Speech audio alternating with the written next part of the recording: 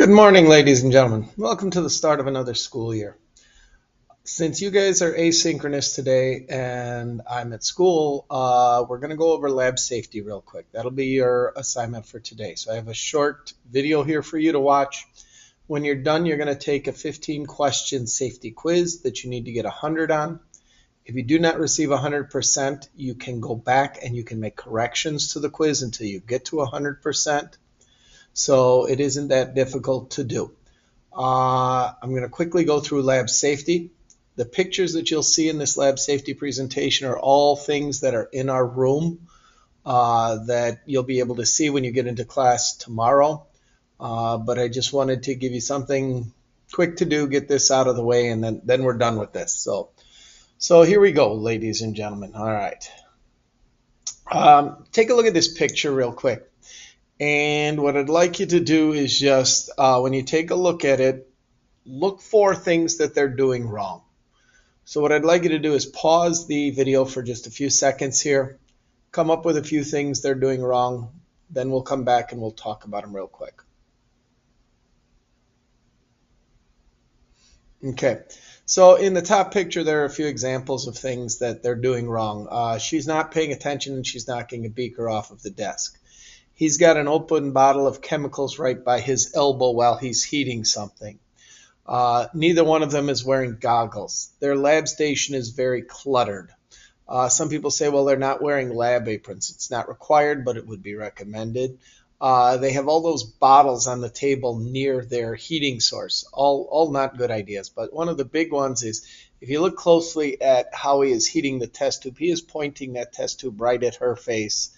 And that's not a good way to heat things, because if something comes out, she could get burned. In the bottom picture, they are taking a few more safety precautions. They've got goggles and they've got aprons on.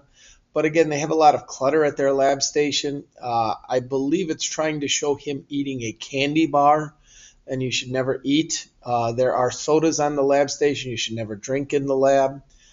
She is smelling the beaker improperly by putting it up under her nose like that. And then he's pulling the cord for his hot plate out by grabbing the cord and not the plug at the end. So those are just a few things they're doing wrong. The reason that I bring this up is because when most of you look at these pictures, you can easily see these things that they're doing wrong.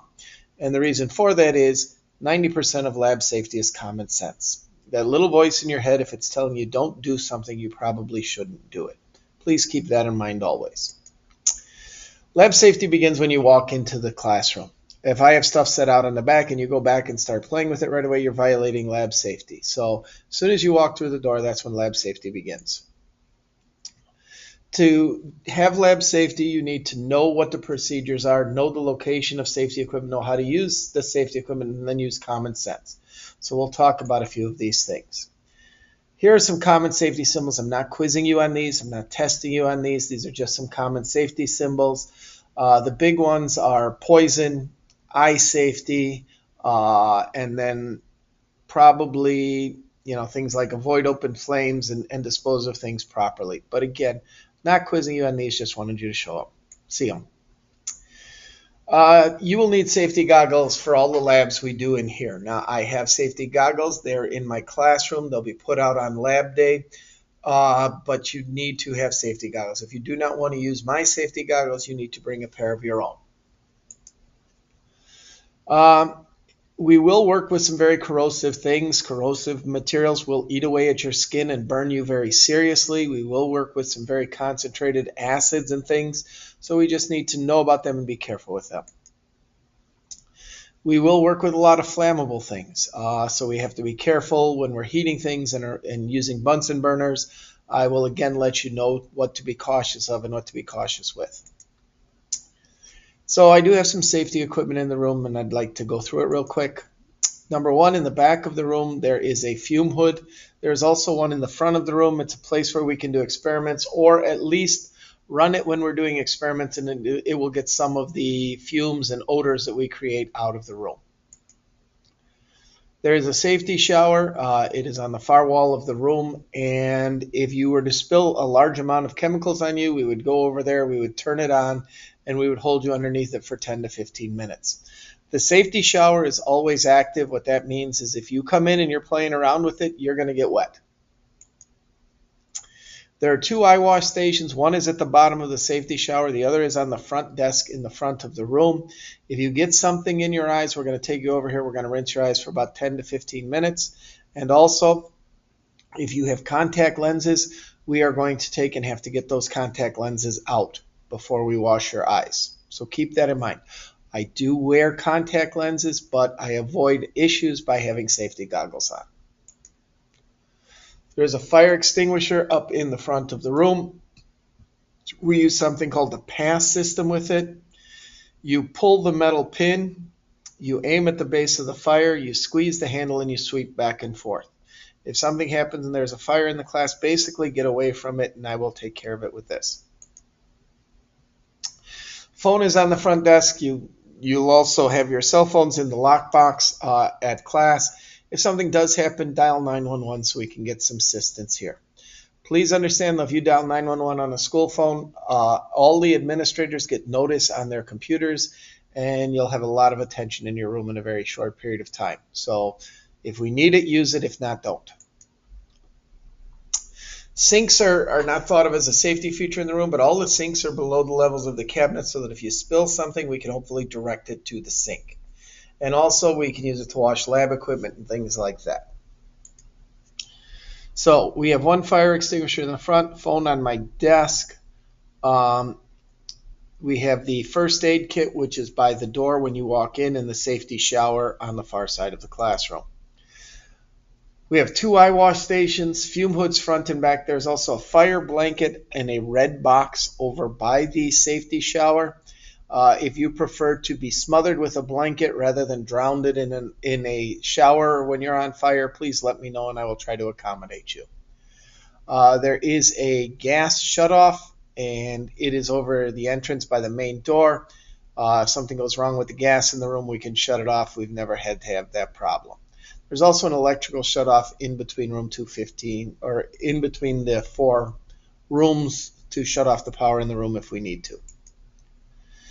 If something does happen, please let me know. If there's broken glassware, we use a broom and a dustpan in the back of the room to pick it up. And I have a bucket in the back, bright yellow 5-gallon pail that says broken glassware. Please don't put broken glass in the garbage cans. It could lead to our custodians at night getting cut when they clean up the room. If something does happen, get yourself clear of the area. Get your partner clear of the area. Remain calm, and if there's ways you can help clean up, I will have you help us clean up. Before beginning a lab, read the procedure. I will demonstrate things, so listen in case we have to change things.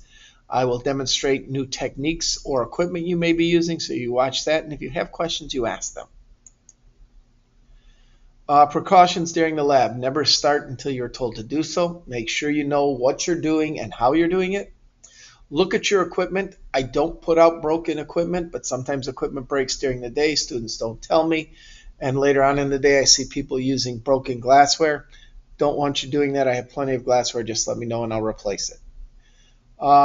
If you're unsure how to do something or how to use equipment, ask, and use goggles when heat, chemicals, or glassware is involved. I will let you know when you have to wear goggles. If you don't have to wear goggles, I will not make you. Always waft an odor to test it. That's where you hold it out in front of you and you use your hand above it to wave it towards your nose. If you can't smell anything, you can then bring it closer. Use the back of your hand to determine if objects are hot. The reason we use the back of your hand is your natural reaction of the body, if it gets a sensation of hot, electricity, things like that, is to pull itself away, to contract. If you're using your hand around the container, you're going to grab the container. If you're using the back of your hand, it's going to pull yourself away. Matches and other flammables go in the tin cups that are out at each lab station, not in the trash. So there are little metal cups at every lab station by every Bunsen burner. Please put your matches in there. If something happens and you start the matches in there on fire because you didn't blow out the match, just let it go or call me over and I will come over and smother it for you. Only do labs that are approved in class, and dress appropriately for the lab. Now you should know what that means, but just in case, really shouldn't wear open-toed sandals. Long dangling jewelry or clothes should be pulled back or taken off. No contact lenses, but if you wear goggles, you'll be fine. Hair tied back if long. I do have hair ties for you to use. Older clothes that may get ruined. I have lab aprons in the class, but if you on lab day want to wear older things, I recommend that. I know that's not possible sometimes. You may have to have a sporting event or an activity and you may have to be dressed up for. If that's the case, put on an apron. When you're done, clean up everything and put it back. Make sure everything can be found. You're not leaving things far away from the lab area, like by the sink and things like that. Dispose of waste properly, which may mean down the drain or in a garbage can, or it may mean in a container in the middle of the room on our distribution table. I will let you know that. And one important thing to do is wash your hands before you leave the lab area. That way, if you did get anything on them, you can get it off before you go and eat something or before you contaminate other things. That's it. That's our lab safety. Again, in Canvas is a short 15-question lab safety quiz. If you get one wrong, it will tell you got one wrong. You can go back to that one. You can correct that one, and you can resubmit it. You do this until you get 100%. If you get 100% the first time, great. If not, go back and do it again. You have until the end of the week to complete the safety quiz. It is the first assignment that goes in the gradebook for you, and it will go in as 100%. Look forward to seeing you tomorrow in class. Get a good night's sleep. Come ready to go because we're going to hit the ground running tomorrow. All right, we'll see you tomorrow, ladies and gentlemen. Have a great day. Bye.